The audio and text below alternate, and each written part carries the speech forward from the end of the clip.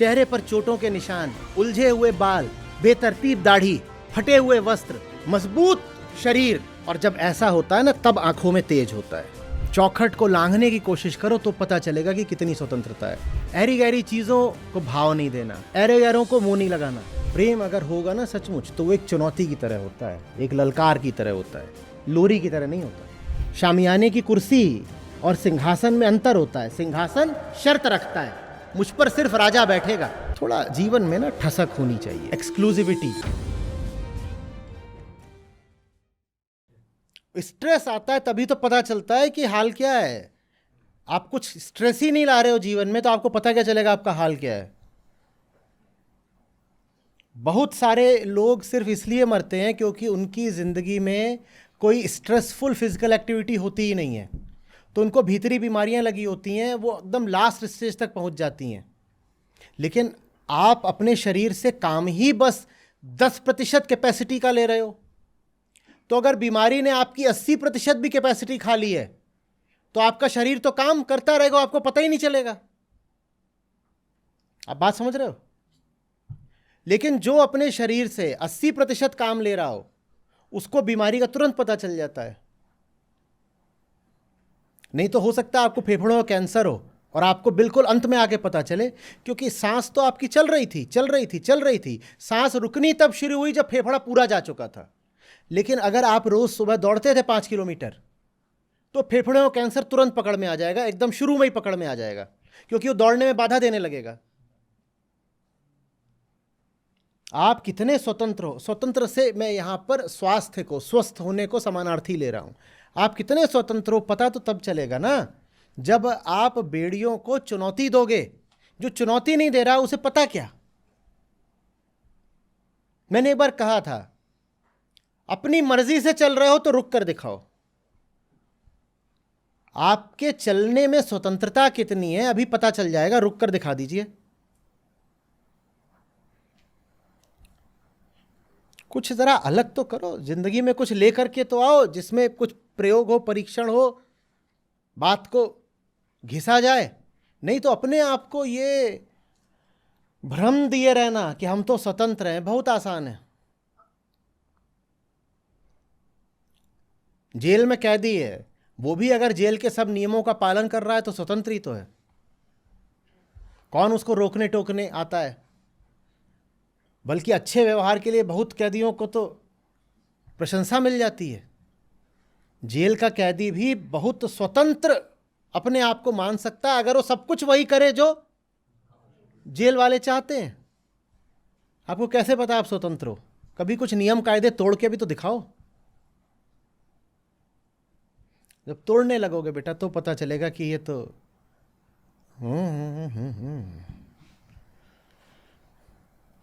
ये तो स्वतंत्रता कहीं थी ही नहीं।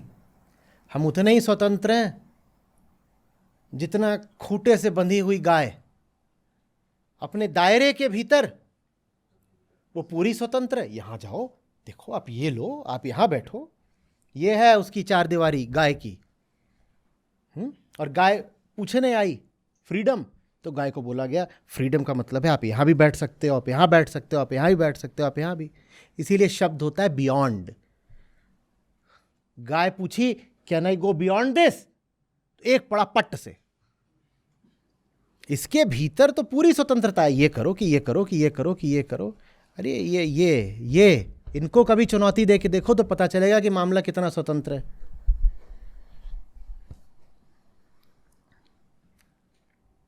विशेषकर महिलाओं के लिए मैं हेनरिक इब्सन का डॉल्स हाउस इसीलिए बोलता हूं पढ़ने को। जब तक आप अपने दायरे के भीतर हैं, आप ऐसे ही रहोगे जैसे आप वाह वाह वाह बहुत बढ़िया, आज़ाद भी हैं और एप्पल ऑफ एवरीबडीज आई, ये बहुत बढ़िया बहुत बढ़िया। जिस दिन थोड़ा वो चौखट को लांघने की कोशिश करो तो पता चलेगा कि कितनी स्वतंत्रता है।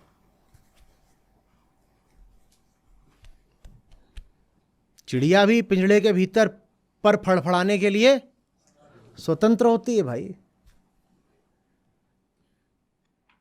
बियॉन्ड ये शब्द है, बियॉन्ड, अतीत, आगे आगे। सबसे सुंदर शब्द है ये बियॉन्ड। बियॉन्ड। कुछ दिखे पूछो व्हाट्स, इसी से प्यार होना चाहिए। कुछ सामने आए, जितना अच्छा हो वो, उससे पूछो इससे और अच्छा क्या है। यही आत्मा की तलाश है। आत्मा की तलाश का मतलब ही होता है जो सामने है उस पे नहीं अटकना है, पूछो इससे और अच्छा क्या है। This is good, now what lies beyond this.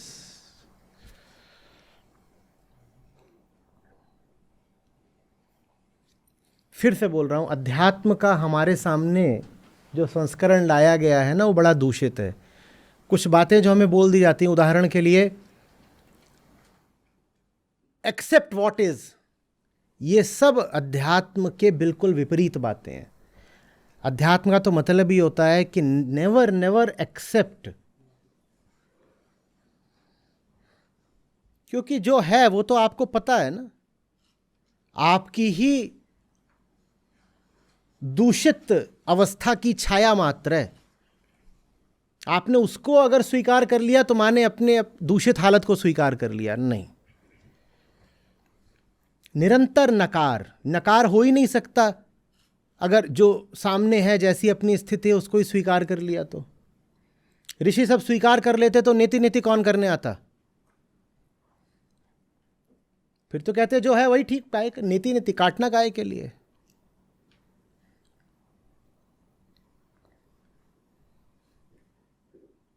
Accept things as they are, love me as I am, नहीं, एकदम नहीं। पर वो सब मुहावरे चलन में हैं, इसकी वजह है वो सुविधा देते हैं, वो तामसिक हैं, वो आपको सहूलियत देते हैं कि जहां पड़े हो वहीं पड़े रहो। सुअर के लिए बहुत अच्छा है ना, accept things as they are. सुअर कीचड़ में पड़ा हुआ है, अब उसको बोलोगे सफाई कर तो कितनी मेहनत करे बेचारा।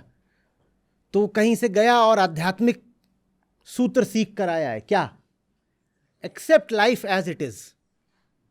और लाइफ एज इट इज बढ़िया, एकदम टॉप का गटर। और कैसी होती है जिंदगी? एज इट इज कैसी है जिंदगी? टॉप का गटर है, और क्या है। लेकिन ये आधुनिक अध्यात्म यही है पूरा, acceptance, unconditional acceptance, unconditional love. Unconditional love माने क्या? कि वहां पे मल में सुअर पड़ा है, उसको जाकर बेशर्त प्रेम करने लगूं और फिर कहूं कि मुझे सत्य से भी प्रेम है, तो सत्य और सुअर तो एक ही हो गए फिर। या तो सत्य से कर लो प्रेम, या गू में लौटते सुअर से कर लो। दोनों से एक ही सांस में एक बराबर तो प्रेम नहीं कर पाओगे। ये कर लोगे तो ये क्या होता है? अनकंडीशनल लव क्या होता है? कंडीशन तो होनी चाहिए। बहुत सस्ता प्रेम होगा जो शर्तें नहीं रखता, वो प्रेम नहीं है, कुर्सी है, कोई भी आके बैठ जाए। शर्तें होनी चाहिए ना। शामियाने की कुर्सी और सिंहासन में अंतर होता है। सिंहासन शर्त रखता है, मुझ पर सिर्फ राजा बैठेगा। और प्लेटफॉर्म की कुर्सी, रेलवे प्लेटफॉर्म, वो कोई शर्त नहीं रखती। शर्त तो होनी चाहिए, नहीं तो राजा फिर कभी जीवन में आएगा भी नहीं आपके। राजा सिंहासन पर ही मिलता है ना, प्लेटफॉर्म वाली कुर्सी पे तो मिलता भी नहीं। जो शर्त नहीं रखेगा उसको फिर वही मिलेगा, जनरल प्लेटफॉर्म, कोई भी आके बैठता रहेगा।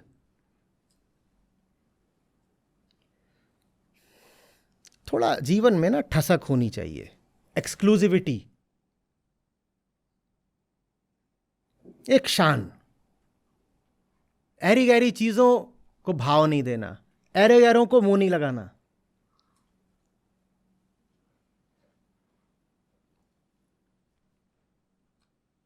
तू क्यों है ऐरा गैरा? मैं तेरा अपमान नहीं कर रहा हूं, मैं तुझे प्रेरणा दे रहा हूं, क्योंकि मुझे पता है तू भी वही संभावना रखता है जो किसी ऊंचे से ऊंचे व्यक्ति में है। तू अपनी संभावना क्यों नहीं साकार कर रहा? और जिस दिन तक तू अपनी संभावना नहीं साकार करता, उस दिन तक मैं तुझे नहीं स्वीकार करता।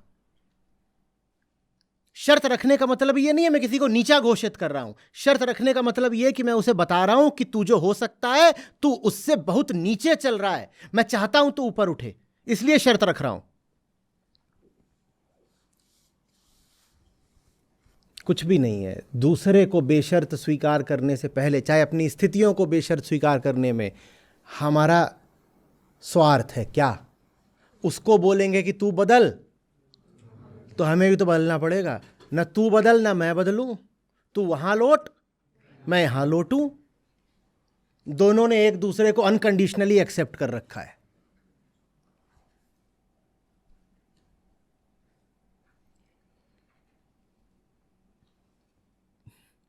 प्रेम अगर होगा ना सचमुच, तो वो एक चुनौती की तरह होता है, एक ललकार की तरह होता है, लोरी की तरह नहीं होता। हमारा प्रेम नशीली लोरी होता है, कोई जग रहा हो उसको भी सुला दे, और बड़े हम खुश होते हैं कि देखो क्या मीठी लोरी है, एकदम सो जाते हैं हम। प्रेम वो जो सोते हुए को उठा दे, क्या ललकार मारी उठ गए, बिल्कुल। अब आया ना जिंदगी में प्रेम, पर ऐसा प्रेम बड़ा मुश्किल है। चाहिए किसको? सो रहे थे, बिस्तर से गिर पड़े, ललकार मार दी, ललकार उधर से, चीत्कार इधर से। लोरी वाला ठीक रहता है, तुम गाओ मैं सो जाऊं, सुख सपनों में खो जाऊं। कुछ आ रही है बात समझ में?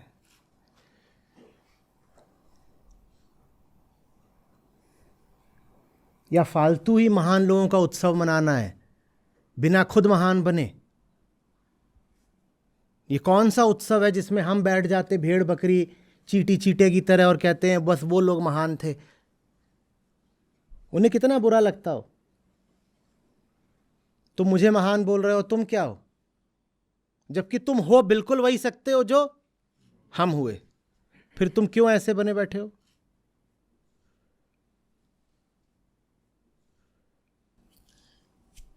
जब जीवन को चुनौती दिए बिना स्वयं को स्वतंत्र मान लिया जाता है,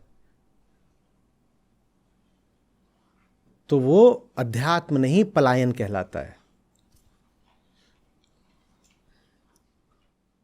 पलायन में आप भोग नहीं रहे होते हो क्योंकि भोगने की आपकी औकात ही नहीं है, और अध्यात्म में आप में पूरी क्षमता होती है, जीवन की हर चुनौती से संघर्ष को आप तैयार हो, आप जीते हो, आप जीतते हो, और जीतने के बाद कहते हो नहीं भोगना। दोनों चीजों में बहुत अंतर है ना। एक इसलिए नहीं भोग रहा क्योंकि उसके भोगने की कभी बारी ही नहीं आई, और एक इसलिए नहीं भोग रहा क्योंकि उसे भोगने की जरूरत नहीं है। एक नहीं भोग रहा क्योंकि भोगने की पात्रता नहीं है, योग्यता नहीं है, और दूसरा नहीं भोग रहा क्योंकि उसे भोगने की जरूरत नहीं है। कह रहा है बाहर 6 फुट की चीज है, भीतर 6.5 फुट की चीज है, काय को भोगूं? और अध्यात्म ने बहुत आकर्षित किया है ऐसों को,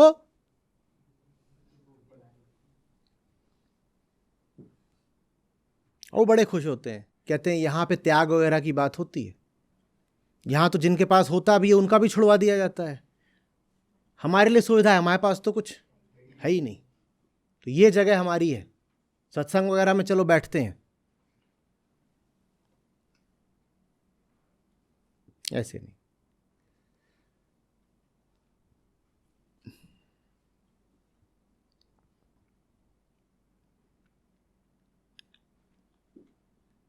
विजेताओं का क्षेत्र है, अर्जुन और कृष्ण है तब गीता है।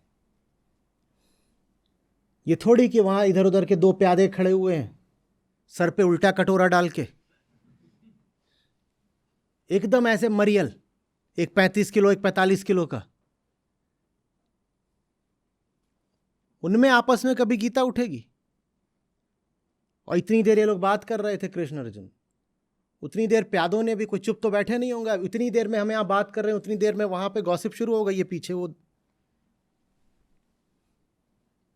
प्यादों का काम ये गीता चल भी रही हो, उनका अपना चलता है रामायण, कुछ और?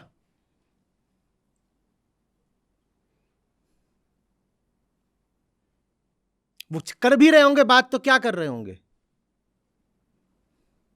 वही अपनी कुछ छोटी बात।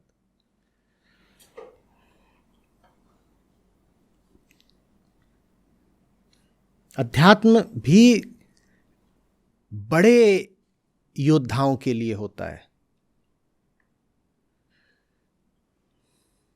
बड़ी लड़ाई उठाइए, तब जाकर के आप गीता को दिल से महसूस कर पाएंगे। जिंदगी में उतनी बड़ी अगर कोई लड़ाई नहीं है जितनी अर्जुन के सामने है, तो गीता आपको किसी दूसरे की बात लगेगी, किसी दूसरे के संदर्भ में किसी दूसरे से कही गई बात।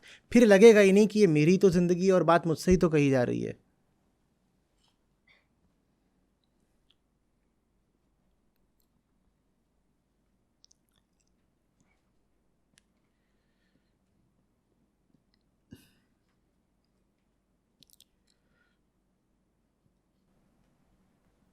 समझ रहे हो?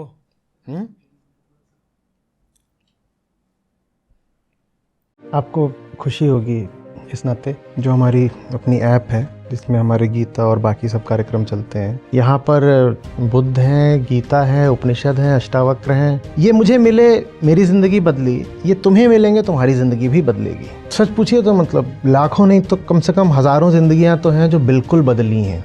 2 लाख से अधिक गीता प्रतिभागियों के साथ जुड़े आचार्य प्रशांत ऐप पर पहला महीना बिल्कुल फ्री गीता मिशन का पूरा एक्सेस। ऐप पर आपको मिलेंगे नियमित लाइव सत्र, हर दिन आचार्य प्रशांत के विशेष संवाद, गीता कम्युनिटी का एक्सेस, गीता परीक्षा, चयनित समाचार, ऑडियो बुक्स, कोट्स और भी बहुत कुछ। गूगल प्ले स्टोर या एप्पल ऐप स्टोर पर आचार्य प्रशांत सर्च करें और अभी डाउनलोड करें।